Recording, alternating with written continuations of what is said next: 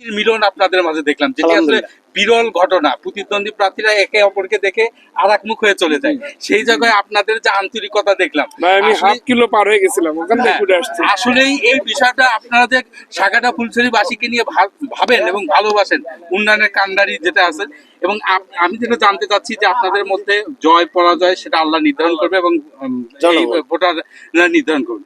জয় পরাজয়টা আপনারা কিভাবে দেখবেন, যেহেতু আপনাদের প্রথমত কথা হচ্ছে এই যে নিশাদ অনেক দূর থেকে হেঁটে আসছে, আমি কিন্তু গাড়ি থেকে নেমে আসছি আমার ভাতিজার সাথে দেখা করার জন্য। ঠিক আছে জিনিসটা, তো আমাদের মধ্যে সেই আন্তরিকতা এবং সৌহার্দ্যপূর্ণ সম্পর্কের কোনো সমস্যা নেই। আমার একটু আগে জামাতের প্রার্থী ওয়ারিস ভাইয়ের সাথে আমার দেখা হয়েছিল, আমরা কোলাকুলি করছি, হাস্যোজ্জ্বল ভাবে কথাবার্তা বলছি। ভোট সেন্টারে যাচ্ছি, আমার দুইটা কথা। একটা কথা হচ্ছে যারা ওখানে ভোট নিচ্ছে এজেন্ট আছে, তারা যেন মিলেমিশে থাকে, কোনো সমস্যা হইলে অফিসারদেরকে তারা যেন সহযোগিতা করে। দ্বিতীয় কথা, পাবলিক বা ভোটারদের উদ্দেশ্যে কথা হচ্ছে যার ভোট সেই দিবেন, সুষ্ঠুভাবে দিবেন, কোনো গন্ডগোল করবেন না। আপনাদের সুষ্ঠু ভোট মানেই আপনাদের ভোট, যার ভোট তাই দিবেন মানেই প্রত্যেকটা প্রার্থীর বিজয়। প্রত্যেকটা প্রার্থীর ভোট যার যার ভোট তাই পাবে, তাই না? এটাই একটা বড় বিজয়।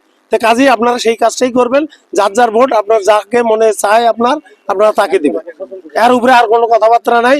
এবং আমরা এটাই চাচ্ছি যে 100% সুষ্ঠু ভোট হোক, ভাগ্য নির্ধারণ করবে ভোটাররা, আর কিছু না। ওকে, ধন্যবাদ। এখন বিষয়টা হচ্ছে না, আমরা বক্তব্য নিচ্ছি, অসুবিধা নেই। হ্যাঁ, আমরা বক্তব্য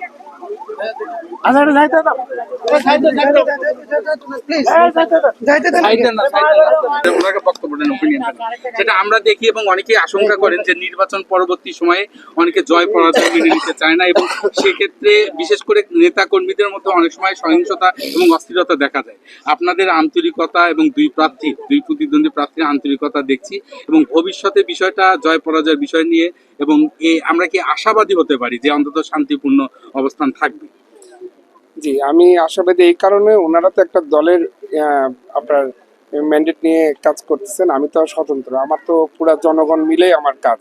তো এখানে আমার পরাজয় হলো জনগণ এটা মেনে নেবে, জয় হলো জনগণ মেনে নেবে, এটা নিয়ে সমস্যা না। আমাদের একটাই কথা, ক্লিয়ার মেসেজ, যে ভোট সেন্টারের বাইরে কিছু মব তৈরি হচ্ছে, তাদের জন্য মেসেজ যে তোমরা যে দলের যে মার্কারই হও, তোমরা তোমার প্রার্থীর ভোট কমাচ্ছ এবং প্রার্থীর জনপ্রিয়তাকে কমাচ্ছ। তোমরা এই কাজটা করে একটা ভোট বাড়তেছে না, ভিতরে যে কিন্তু একটা মানুষ দিতে আসতেছে একটা মার্কায় ভোট, ভিতরে যে কিন্তু তারা চেঞ্জ হয়ে যাচ্ছে।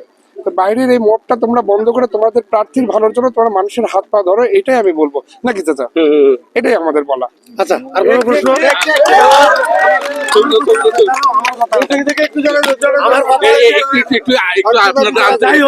আমার কথা হচ্ছে, নিশাদ যে কথা বললো এটার সাথে পুরোপুরি আমি একমত।